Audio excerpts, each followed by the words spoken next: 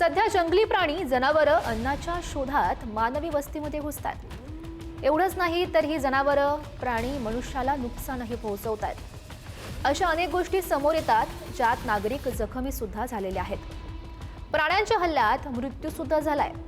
अशीच आता एक घटना घडलेली आहे साताऱ्यात। साताऱ्यातील शाहूनगर भागात पुन्हा एका बिबट्यानं बंगल्यात घुसून कुत्र्यांवर हल्ला चढवलाय।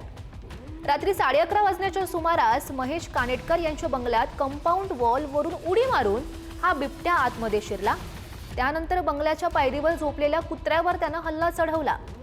यानंतर घरातील लोक जागे झाल्यानं बिबट्यानं या ठिकाणावरून धूम ठोकली आहे। त्यामुळे या भागातील सर्व नागरिकांमध्ये भीतीचं वातावरण निर्माण झाल्याचं बघायला मिळत आहे।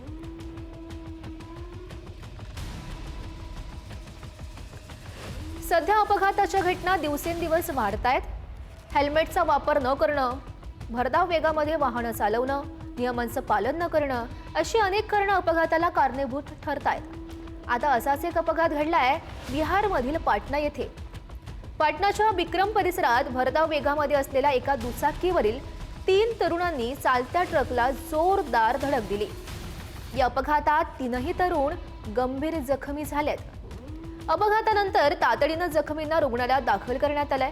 पोलिसांनी सीसीटीव्ही फुटेजच्या आधारे या प्रकरणाचा तपास सुरू केला असून कायदेशीर कारवाई सध्या केली जाते।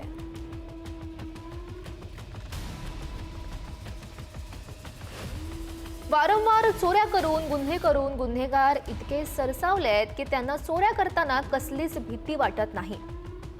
तर उत्तर प्रदेशमधल्या गाझियाबादमधली ही घटना पाहिली की असंच वाटतं।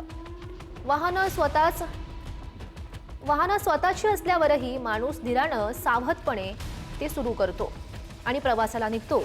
मात्र सराईत चोरटा त्यापेक्षा सुद्धा अधिक कॉन्फिडन्सनं स्वतःच त्या बाईकचा मालक असल्याच्या आविर्भावात बाईक चोरून निघून जाताना दिसतोय। कुणी बघेल, कोणी चोरी करताना पकडलं तर मार खावा लागेल किंवा पोलिसांच्या हाती लागलो तर गजाड चांगलाच पाहुणचार मिळेल। कसली म्हणजे कसलीच भीती, कायद्याचा धाक त्याला नाहीये। आता कायदा त्याचा हा कॉन्फिडन्स कसा मोडून काढतोय हे बघणं महत्त्वाचं ठरणार आहे। अनेकदा गुन्हेगारी म्हटलं की उत्तर प्रदेश, बिहारचं उदाहरण दिलं जातं। तर उत्तर प्रदेशमध्ये तर आता गुन्हेगारांविरोधात बुलडोझर पॅटर्न राबवला जातोय।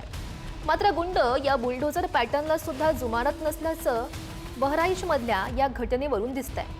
गुन्हेगार भर दिवसा बाईकवरून येतात, भर चौकात गोळीबार करतात आणि पळून सुद्धा जात नाहीत।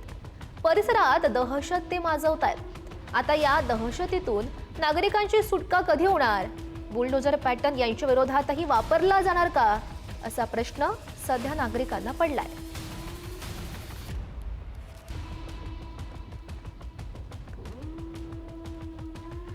नैसर्गिक आपत्तीचा सामना करणं तुम्हा आम्हाला जितकं अवघड नसतं तितकंच निसर्गाचा भाग असलेल्या वृक्षांनाही असावं। कारण गुजरातच्या सुरतमध्ये शेकडो वर्ष जुन्या महाकाय वृक्षानं वादळी वारा पावसासमोर अखेर गुडघे टेकल्याचं दिसलंय।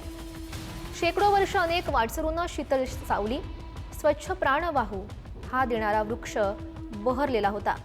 मात्र त्याच्या खोलवर रुजलेल्या मुळांना सुद्धा वादळी वाऱ्यापासून त्याला वाचवणं अशक्य झालं। अखेर त्यानं जमिनीचा हात सोडला। त्यामुळे या वृक्षानं लोटांगण घेतलं। सुदैवाने या घटनेमध्ये जीवितहानी झाली नाहीये। मात्र शतकानुशतके तग धरलेल्या हा वृक्ष उन्मळून पडल्यानंतर अनेकांनी हळहळ व्यक्त केली आहे।